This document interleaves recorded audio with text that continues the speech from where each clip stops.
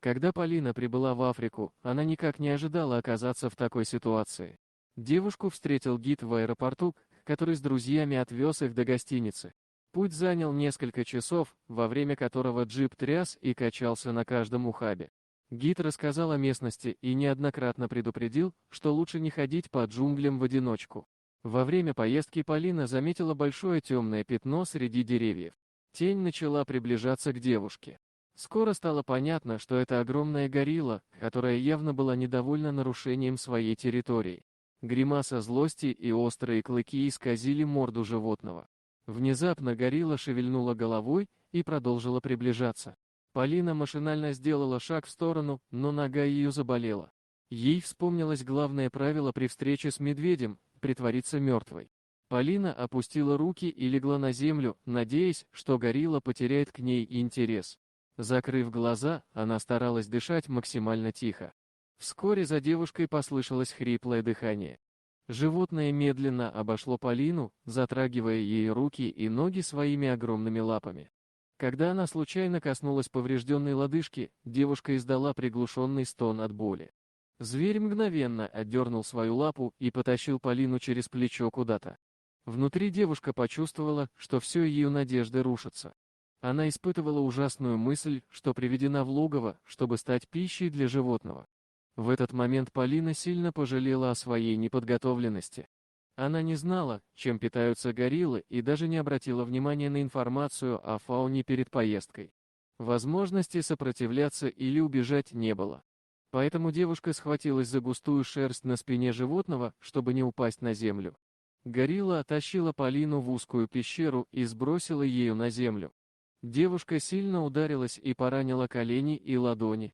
Она тут же обернулась, чтобы смотреть в лицо животному, и прижалась спиной к камню. Полина пыталась сделаться незаметной, но не могла скрыть пострадавшую ногу. Однако горилла не обращала на это внимания. Зверь устроился возле входа в пещеру и наблюдал за дождем. Он не приближался к девушке и даже не глядел в ее сторону. Девушка начала двигаться. Не получив реакции со стороны гориллы, она решила рискнуть и попробовать убежать. Полина поднялась на колени и пошла в направлении выхода. Было больно и неудобно. Она сосредоточилась на неприятных ощущениях и не заметила, как горилла резко приблизилась. Животное внезапно появилось перед ней, обнажило свои острые клыки и издало оглушительный рев. Девушка оцепенела от ужаса, когда увидела перед собой мощные мышцы животного.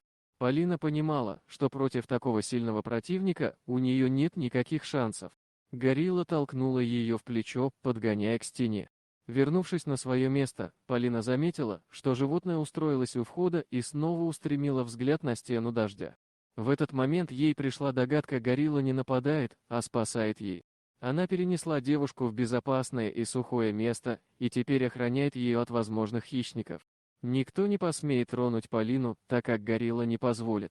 Облегченно вздохнув, девушка вспомнила о телефоне. Она проверила рюкзак, в котором все содержимое оказалось мокрым, но Полина постаралась просушить телефон. Когда аппарат загорелся сигналом, она позвонила в службу спасения и объяснила свою ситуацию. Ей попросили оставаться на месте, не выключать телефон и ждать спасателей. Горилла с интересом наблюдала за разговором, но не предъявляла агрессии. Полине захотелось отблагодарить животное, и она протянула ему свою еду. Но горилла с недоверием смотрела на хлебцы. Полина отломила кусочек и съела его, чтобы показать, что это безопасно. Животное поняло, что она предлагает ему еду, и взяло угощение. Через несколько часов спасатели нашли Полину, а ее страх перед гориллой полностью исчез. Когда животное повернулось к девушке, она накинула на плечи рюкзак.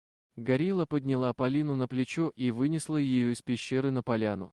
Затем животное удалось от людей, растворившись между деревьев.